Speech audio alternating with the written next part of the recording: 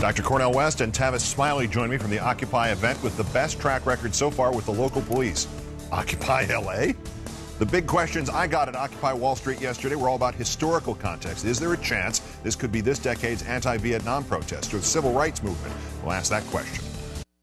Well, the eyes of the country have understandably been focused on the growing crowd at Wall Street and the Occupy movement around the country. In our fourth story, the Occupy groups are not the only groups fed up with financial institutions. And in the spirit of the Occupy movement, several groups joined together in Los Angeles to express their outrage and prove that when they talk about the 99%ers, it is not an exaggeration. Yesterday, Occupy LA joined with the group Refund Los Angeles and the SEIU to march on the Los Angeles Financial District. About 2,000 protesters participated, eventually converging on a branch of Bank of America. 11 protesters entered the bank and held a sit-in, eventually getting arrested for trespassing. So while the coast may be different, the sentiments seem to be the same. It almost seems like this is becoming a third world country right in front of my eyes in our generation. Like, how is this happening? You see people losing their homes all across the country, and I feel like it's time for people to finally take a stand and really, fight back. I had to take on a second job and catering. Everybody is working twice as hard for less money now. On the other hand, in a city where only a century ago the publisher of the Los Angeles Times had his limousine outfitted with a machine gun on the hood so he could fire at any union organizers he saw, the police are getting really good marks. I know the LAPD does not always do the right job, but they're doing the right job with us here. They said we do not want to be like the NYPD. We understand that you're peaceful.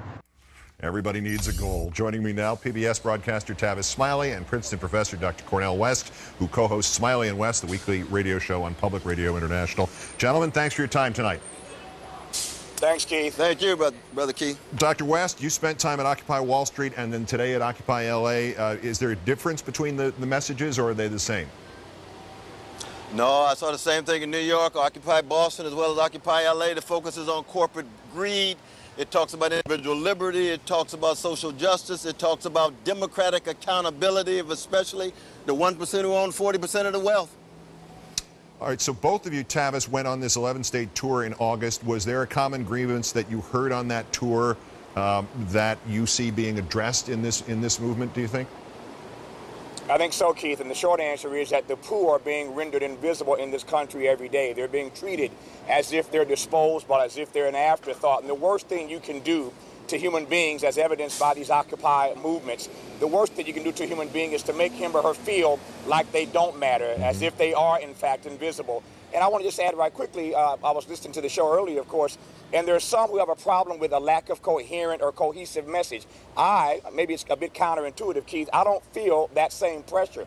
There are a lot of folk out here who have a lot of legitimate grievances, and as long as these protests continue to grow, somebody in Washington is going to have to start asking them what their grievances are. So you lay out a list and we start talking about how we address the problems. There doesn't have to be one particular grievance, as was the case during the Civil Rights era. Yeah, Dr. West, give me your feelings on that, because I started in exactly that place where it was like, well, what are the demands? Then I started to listen to the process by which they were achieving what they wanted to achieve. And when I went there yesterday, it became very obvious that the attempt here is to find out, we all know something's wrong. Let's publicize the fact to as many people as possible that it's wrong and that they're not alone in feeling that it's wrong. And then the people who have the answers probably aren't in the protest right now. They're probably people who have not yet even been touched by this. Do you feel that way? Well, I think it's a step-by-step process. This is the early stages of not just a national movement, this is an international movement. 108 cities around the world, over 70 cities in the United States. We know wealth inequality is wrong. We know corporate greed needs to be reined in. We know, in fact, that there's a corporate greed at work in the prison industrial complex, the military industrial complex, the corporate media complex, and Wall Street. We're looking for the connections, but we're trying to do it in such a way that we keep alive the best of democracy. It has to do with a love for ordinary people, a love for everyday people, and trying to ensure that our elites are democratically accountable. Tavis, for every statistic we see about economic repression for people in this country, those numbers are bad enough. In fact, you can very simply multiply them by 2 and you get the concomitant number for black people and for Latinos. Is there anything in this movement that particularly addresses that harsh and unacceptable fact? And how does it all mesh in when you hear things like Michelle Malkin claiming that the Occupy movement is 99% white? I think the grievances that African Americans and Hispanics have are legitimate as well. And I'm starting to see more and more people of color engage this particular movement. The reality is, as you well know, that black and brown people are hurting the most. And I've raised 3 questions, Keith, that I think black folk, to your question, have to start to wrestle with. Number one, what is the pain threshold in black and brown America? For black folk especially, they've been too, shall I say, deferential to this White House. What is the pain threshold in black America, number one? For black people, number two, what is the presidency actually worth? Is it worth our silence, worth our capitulation and deference to the president? What's it worth? And number three, how is history going to regard the silence of black folk in this particular moment? While you celebrate an African-American president in the White House, it's clear the numbers indicate the bottom is falling out of black America. So are black folk being too quiet and too deferential in this moment where they, quite frankly, are catching the most hell? Dr. West, do you think this is obviously it's 3 weeks old, it's hard to know what it is, let alone what it means to any component part of it. But does this seem to be the kind of thing through which the issues that particularly address the African-American community right now can be given the full merit that they deserve, along with the issues that face the 99%? Oh, we know there's an intimate connection between corporate greed running amok at the top and escalating poverty at the bottom, be it poor white, poor brown, poor yellow, poor black, or what have you. But we also have to keep in mind there's a cultural difference.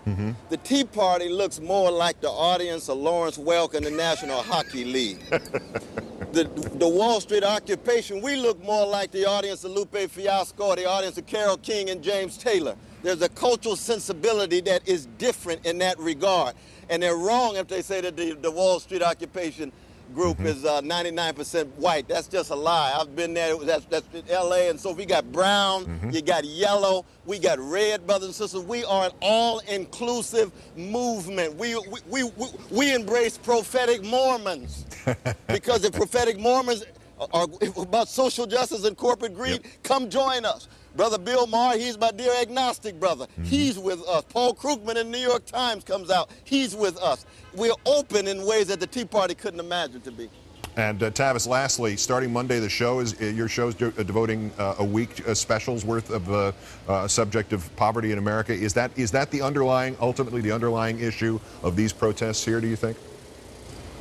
I'm not sure it's their underlying mission or motive, but certainly as a member of the media, like yourself, I try every day to use the platforms I've been blessed to have to challenge Americans to re-examine their assumptions, to expand their inventory of ideas, to look at the world through a different prism. And so what we did on this tour this summer, going to 11 states and 18 cities, is to try to put a face on these numbers, Keith, that you and I talk about every night. And when you connect these numbers to the humanity of everyday people, I think perhaps we can get some traction on this conversation. So I'm hoping that this 5-night conversation about poverty next week will advance the conversation in some small way. Good luck with it. Good luck with it. Tavis Smiley, Dr. Cornel West, live from Occupy Thank you so much, LA. Brother Keith. Thank you, gentlemen. All the best. Thank you so much, though, Brother Keith. Stay strong. Doing it. More on Occupy. Wait till you hear O'Reilly on this. You're going to laugh loud. Worst person's coming up.